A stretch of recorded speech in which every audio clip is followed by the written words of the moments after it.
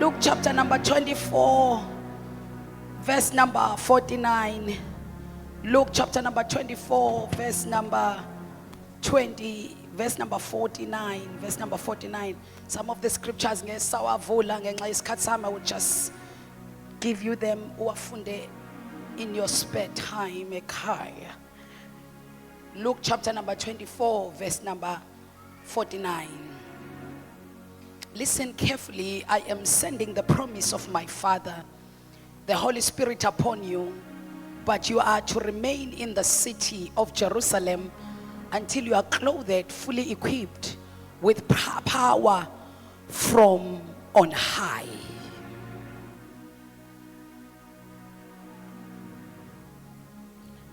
"24 Bhekani, ngiyathumela kini isithembiso sika Baba, kepha hlalani emzini nize nembathiswe amandla avela phezulu." Mhlawumbe asigijimbe ngamabomu siye encwadini yezenzo. Acts chapter number 2, verse number 1.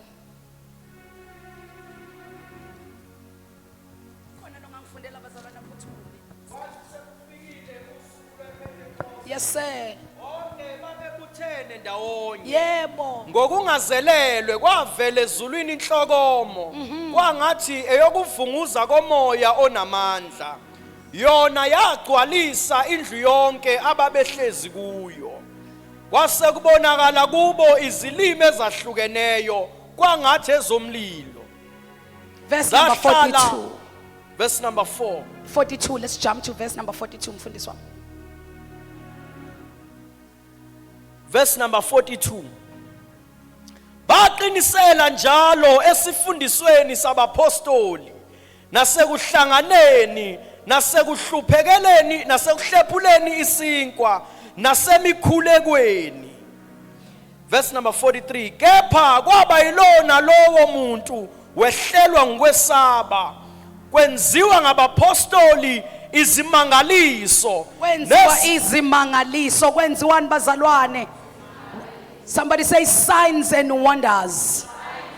Yes, sir. 44. Nezibonakaliso eziningi. Bonke abakholwa babendawonye. Oh Nkosi. Bahlanganyela izinto zonke. Bahlanganyela ezintweni zonke. Yebo baba. Bathengisa ngemfuyo nangempahla. Babela bonke ngayo njengokuswela kwabo. Imihla ngemihla baqinisela nganhliziyonye thempelini. Bahlephula isinkwa ekhaya. Badla ukudla kwabo ngentokozo nangobumhlophe benhliziyo. Verse number 47. Bamdumisa uNkulunkulu bethandeka kubantu bonke. Inkosi yenezela ebandleni imihla ngemihla abasindiswayo. Cela ungiphindela lapho mfundisi wami. Bamdumisa uNkulunkulu bethandeka kubantu bonke. Inkosi yenezela ebandleni imihla ngemihla abasindiswayo. Cela ningibuke nonke bazalwane, ebuke seduze kwakho uthi govern the earth. Ngitshele thani govern the earth. Ngoba umhlaba. Busa umhlaba. I want us to go to closing, try to close our month of dominion. Uma ufunda chapter 1 kaGenesis la umfundisi uGagashe besisekhona on Thursday last week and other week. Uthike uNkulunkulu wabadala abantu ngomfanekiso wakhe. Wayesethi ke have dominion on earth. Maybe let's start la qale khona uthi be fruitful, multiply, replenish or govern the earth. Angithi bazalwane, and then he says have dominion. Now I want to put it to your attention ukuthi you will not have dominion mfundisi ubane before you govern. So you start by governing, you start by subduing the earth, then you can have dominion. Uqala ngokunqoba umhlaba ngaphambi kokuba wenze njani ubuse. Nikhona bazalwane. Umfundisi uGagashe ke kwisifundo esibe naso ngolwesine lo ludlule ucacisile lento engihlale nginicacisela yona ukuthi mayethi unqoba umhlaba akasho ukuthi uzolwa bese uyanqoba kodwa usho ukuthi mayethi govern the earth usho ukuthi have authority phezu komhlaba nikhona bazalwane. Now asiyeni ku chapter number 2 kaGenesis ngamabomo ungawuvuli lithi iBhayibheli uNkulunkulu wadala umuntu lithi wathatha ini inhlaba wathatha ini bazalwane wase akha ini ngayo wakha umuntu. Cela ubuke sethu uthanda wakhiwa ngenhlabathi. Now lento ethi inhlabathi bazalwane bami isho ukuthi uNkulunkulu mamjesane wathatha umhlaba wakha ngawo umzimba womuntu kodwa akakhanga ngawo umuntu wakha umzimba womuntu wawakha ngani ngomhlaba. Asingathi ke inhlabathi ngamabomo asithi yini umhlaba. There's somewhere I'm taking you bazalwane bami. Uma ngabe uNkulunkulu akha wena wakwakha umzimba wakho wawakha ngomhlaba bese lithi ke wasethululela ubuNkulunkulu phezu komhlaba. uNkulunkulu wathululela ubuyena phezu kwani nikhona bazalwane. For you to be a human species wahlangana izulu lahlangana nani kwasekuvela umuntu. Oh ungangibukeli phansi mina kwahlangana izulu lahlangana nomhlaba ukuze kuvele mina. Ingakho mangifika ezulwini angidukile. Phela bazalwane iyona lento ekwazi ukuthi uma uzwa izulu liphakathi kwakho uzwe i-connection ethile yendawo engeyona stranger kuyo ngoba kwathathwa izulu. Bazalwane bami omunye umuntu mhla wafika ezulwini uyoba ngathi ukwi-deja vu ngoba kuyoba ngathi usendaweni ayaziyo. Mhla safika ezulwini bazalwane ayikho into eyoba strange kuthina ngoba already izulu liphakathi kwabantu. Obazalwane izulu lahlanganiswa nomhlaba. Now listen ke usethi mayeqeda lapho usethi ke kumuntu be fruitful multiply bese ke unqobe lo mhlaba. Bazalwane bami thanini impostoli. What makes a born again believer mfundisi ubanene not to have dominion it's because they have failed to govern. Ungajahi ukuya kumhlaba ongaphandle uthi uyonqoba wona uthi uyogovernisha usahlulwa yilo mhlaba.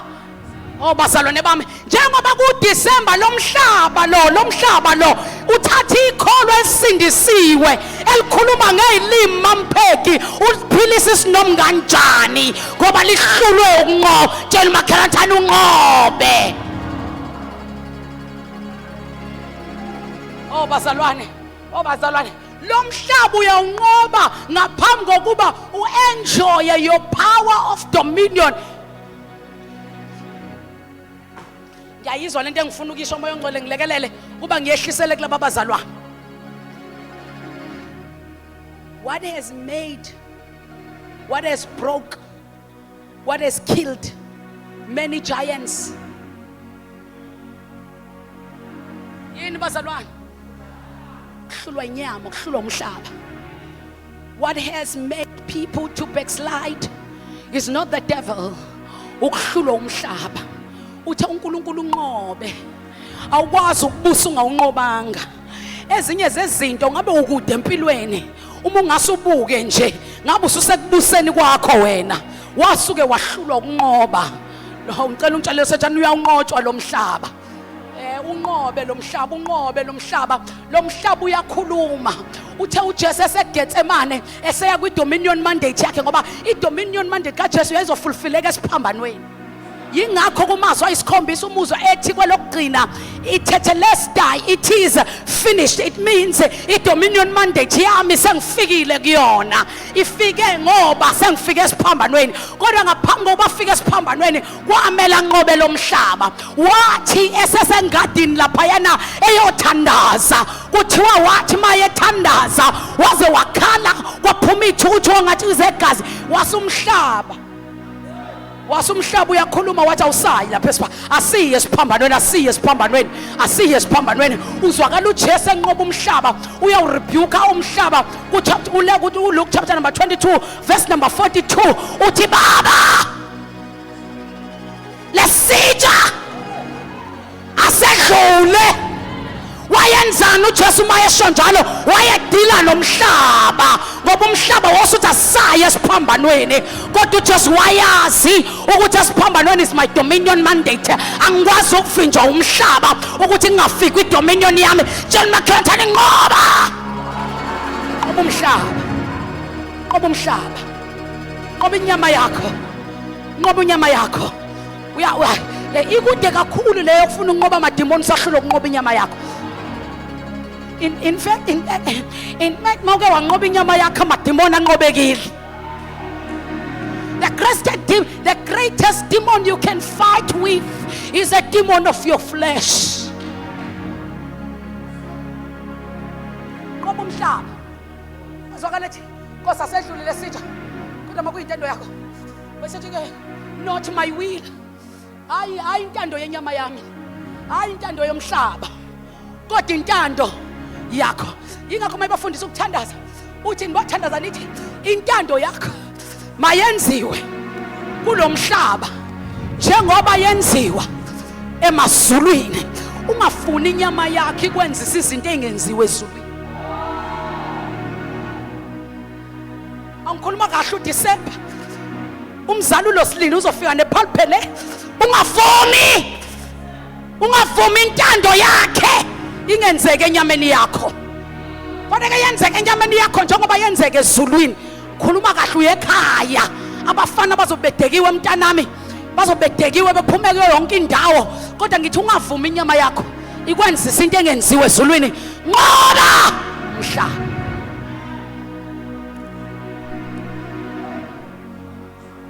Can I come down to you? Can I come down to you? Can I come down to you? Njengoba nje kuDisemba kunamasale yonke indawo, kunamasale yonke indawo. And wena uyazi ukuthi le mali ekhona eyokuthi ukhokhela izingane ngoJanuary, ungavumi inyama yakho inqobe isingenisa mamzondo esitolo esithi sale. Uyinqobe inyama yakho, inqobe ngoba lento yokungabi ne self control usuku uhlula ukunqoba inyama. Bazalwane, i self control asiyi exercisele ucansi kuphela, siyi exercise kuyo yonke into.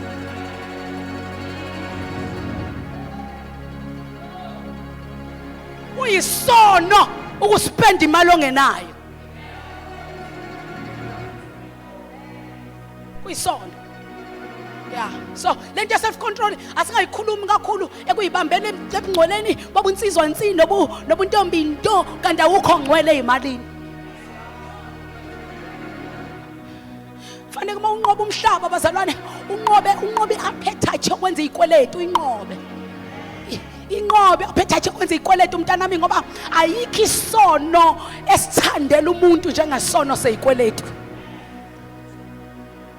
Ngoba uqala ungena ku sale kodwa ngoJanuary uzobumeka iqueue yokwenza izikweletu kamashoni, sokwenza izikweletu zaka Capitec. Usufana ukuyokhokhela izingane esikoleni ngoba uhlulo ukunqoba inyama yakho. Tshela makhelwane inqobe.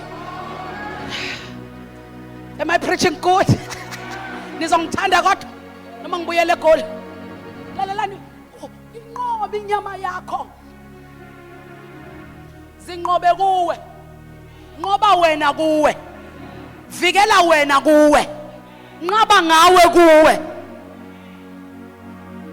So he says, subdue the earth first, then you can have dominion. Bazalwane, ngicela ukumkhombisa bazalwane. Awukwazi ukufika kwi-dominion mandate, awukwazi ukufika ekubuseni usahlulwa ukunqoba. Ngoba izinto ongena kuzo ngenxa yokuhlulwa ukunqoba zenza ungabe usakwazi ukubusa. Ukhona ozongizwa kodwa lapho. Ngibuyela kule nto engiqeda ukukutshela yona manje. Mawuke waqala wangena ezikweletini manje, lento izokuvimba. Uzoza osho kulasi bethi ngithenga iland. Uthi nawe uthi ufuna uyoyithenga, awukwazi wena ukuyenzani ukuyithenga. Hayi uthi imali awubi nayo, kodwa manje yakhe imali mayifika iya kwini.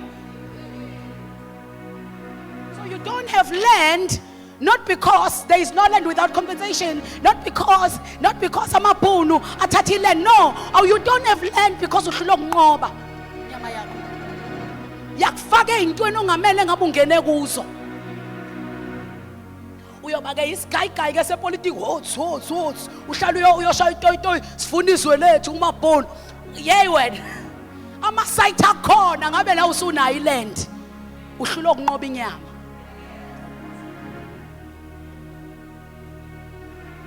Tshela makhonthani iyanqotha. And listen to this. God is saying inqobe wena. Apostle Paul uthe seyibambile lento. Uthe seyibambile uMapostle Paul lento ku Galatians 2. Ngamuzwe ethi I have been crucified with Christ. What I've been crucified with Christ. Was it I have no longer what I am I no longer live. What akusaphili mina. Kodwa sekuphila uKristu kimi. Was it the life I now live in the body? I live by faith. Uma ngabe sunqoba inyama yakho akube kusaphila wena kodwa kuphila bani isho ukuthini lento isho ukuthi intando yenyama yakho awusayenzi sewenza intando kaKristu. I know I just told you something good. I just told you something good. Uma uke wanqoba inyama yakho intando yakho awusayenzi sewenza intando kaKristu. Intando kaKristu ke ithi I want you to have dominion. Let me close with these words. How do I empower myself so that I can govern my flesh? Let me answer that question. Yeah, let me answer that question. How do I govern myself so that I can have dominion? Simple. The scripture we read. Uthi ke uJesu sengihambe nani ibanga elide. Kodwa mina sengiyahamba. Sethi ke incwadi kaLuke uthi ke hambani. In fact lemazwi uwasho mfundisi ubane usefe wavuka. Usebonakala uphakathi kwabo. Ungene kuvaliwe. Ngoba uma usuku dominion mandate ngisho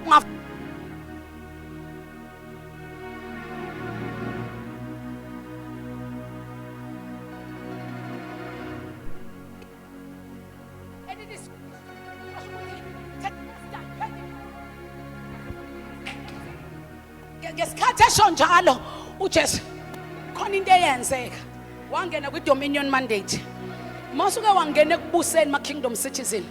Angifuni mina sigcina ngokuyideclare lento lokuthi ngiyabusa. I'm born for dominion. Ngifuna kulonyaka esiya kuwo. Ngifuna kulonyaka esiya kuwo. Ngifuna kulonyaka esiya kuwo. Mtshele thani makhelwane uzongena ekubuseni nawe. Yeah.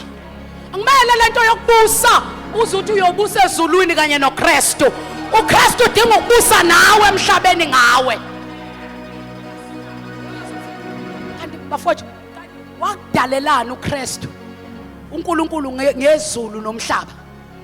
Ingoba wayefuna ukuthi uthi usemhlabeni kodwa ubuse kubuseni wasezulwini.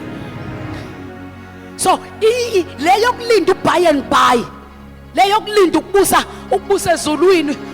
Oh bazalwane. Oh bazalwane. Yayi right ngesikhathi sethu thina amafayifi. Hayi manje, thani manje sikutshela iqiniso lombuso. uNkulunkulu ufuna ukubusa nawe emhlabeni. So lento yokuthi ngiyabusa ngifuna singene kuyo. Singena kanjani ke bazalwane? uJesu uthi ke ngaleli ilanga ephuma evuke ekufeni. Bantakwethu Maria Magdalena kwashamaluthela lithi usasa lapho liphuma bahamba bayethuneni babamgcobe ngamakho uJesu. Bathi babefika bafica ithuna livuliwe itshe liginqiwe. Kuthiwa kwabakhona ingelosi ebamemezelayo nimfunelani ophilayo kwabafika 2026 kunengelosi okumele imemeze. Abantu mabekubheke kwahlulekene zimemeza sithi nimfunelane ophilayo ngobayo kwabafile nimfunelani ongobayo kwabahlulekayo nimfunelani obusayo kwabahlulekayo.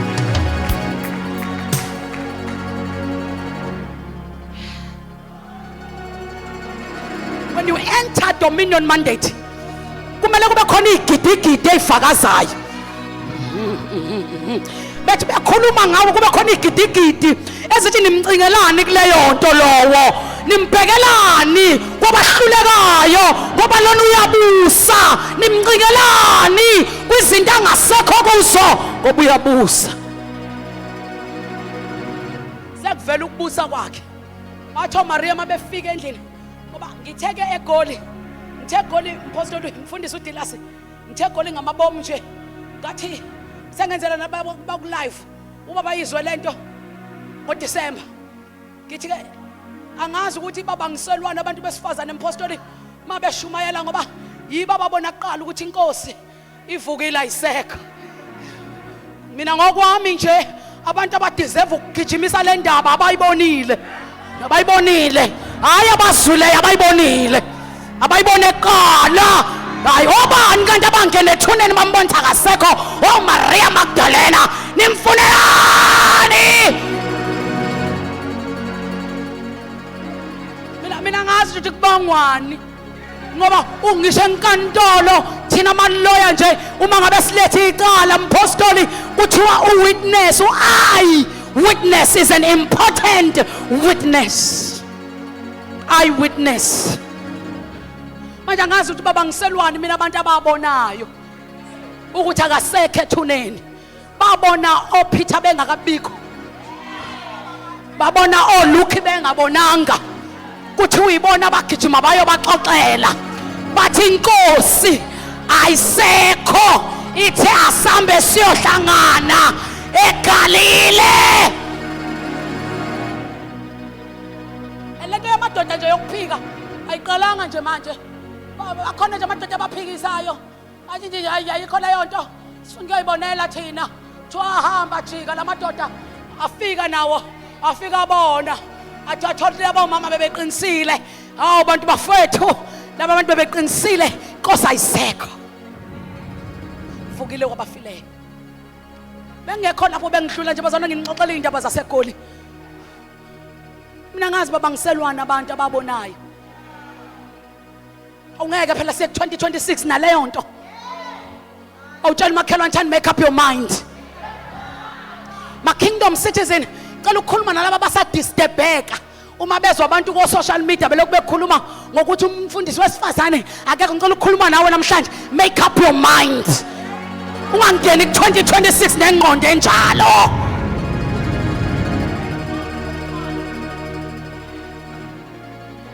Eke ukuthi sohlala every decade impostoli siyichaza saba ama eyewitness. Kuyeke lokho ukuthi sathwala insindiso. Sasingayichaza kuze kube nini bafowethu. Hayi ma kingdom citizen I disturb abantu banlele yonto hayi thina. Thiwa ke bazalwane wabonakala sephakathi ngicela ungena lapha. Wabonakala sephakathi endlini. Thoba thuka bathi ayibo ungene kanjani? Wesezwakala uJesu athi mina lo. Wathi mangabe nifuna ukukholwa thintani amanxeba emzimbeni wami ngoba masuku idominion mandate ungena la kuvalwe khona. Ungangqongqozanga bakuthuka usuphakathi. Cela ukumemezela ukuthi wena ngo2026 mawungasungene nje in your dominion. If you can govern your flesh, if you can govern the earth, wena uzongena kwidominion mandate ngo2026 sokufica ungaphakathi. Sothi siyabuza ukuthi ungene kanjani lona uvulelwe ubani sengaphakathi ngoba wonke umuntu mase sekubuseni ungene endaweni ezivalekile. Yazizwa yasi uma ususekubuseni ungena la kuvalwe khona kwavalwa ngemigoqo yonke kwathiwa wonke umuntu ozongena la oqualifyiswa u1 no2 no3 uyithole wena ungaqualify kodwa uyifica ungaphakathi. Indaba sekwenzakaleni sengisekubuseni kwami. Tshela makhelwane thani ngene kubuseni kwami.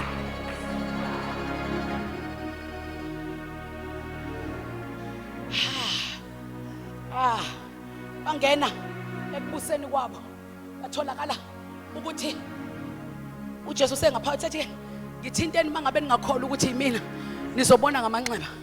Emva kwalokho masehleli nabo sezwakala ke sesho lamazwi usethi nginithumelelile isethembiso. Nginithumelelile isethembiso. Isethembiso esiwumoya ongcwele. Uthi listen carefully, I am sending the promise of my Father. Ngithumela isethembiso sikababa wami, the Holy Spirit. Usethi ke nansi into efanele niyenze. cela ukuphendula na umbuzo, how to govern my flesh, how to govern the earth. Uthi ke khona into ofanele niqale niyoyenza ukuze nani ningene ekubuseni njengami. Uthi hambani niyohlala. Hambani niyohlala emzini nize nembathiswe amandla. uJesu uyazi lento ngoba naye waqale wahlala naye eGetsemane. Wase wambathiswa amandla. Awungeni kwidominion, awungene ekubuseni kwakho ungakwazanga ukuhlala naye. Ngicela ukukhuluma nama kingdom citizens, spend time with your maker. Spend time with your creator.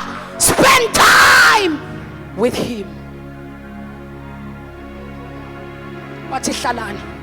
Nansi inkinga abafundisi bami, sonke siyafuna ungene ekubuseni kodwa sincosana esifuna ukuyohlala.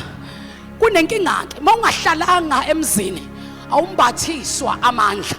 Awana amandla mfundisi uDelisi awokuyobusa ngoba awukwazi ukubusa amandla ungenawo. Ubalula uma amandla ungenawo. Ungena namhlanje uxoshwe kusasa ngoba amandla awunawo. Atholakala kanjani amandla? Hlalani.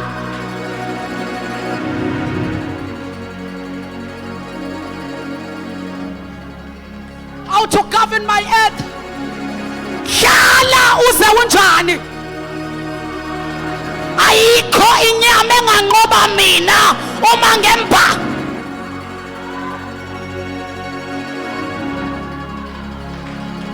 Ayikho wena into ekuhlulayo uma ungasufunda ukuyohlala uze wembathiswa amandla.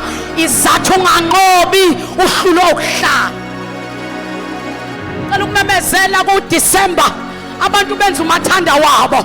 Cela ukumemezela nginithumela i-invitation ephuthumayo kuma kingdom citizen. Ngizwe ezulwini kuthiwa kube isikhathi sethu lesi.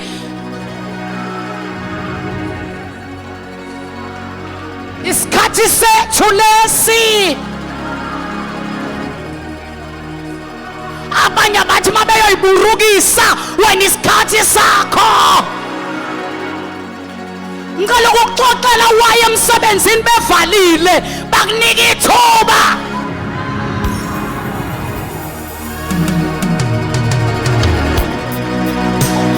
Oshalaya leli thuba lokuhlala uze wembathiswa amandla. Ngiyazi umsebenzi ubukuphazamisa unyaka wonke kodwa sivalile manje. Siyavala next week. Abanye siyavala kusasa. Sivalelane mpostoli. Akusona isikhathi sokuyohlupha manje komzali uhamba nezingane kodwa isikhathi sokuhlala uze wembathiswa amandla ngoba u2026 unyaka wakho weabundance kumele ungene ekunqobeni wembetha amandla.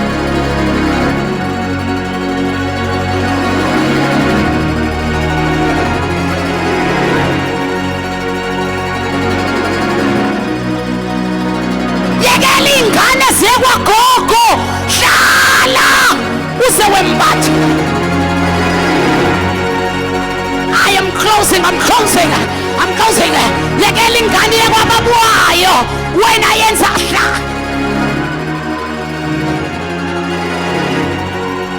Sorapaya kataya. Hlala. Noma yini ekuhlulile ngo2025 ngiyamemezela moke wahlala uzombatha amandla okuyinqoba. 2026 ngeke iphinde kwehlule.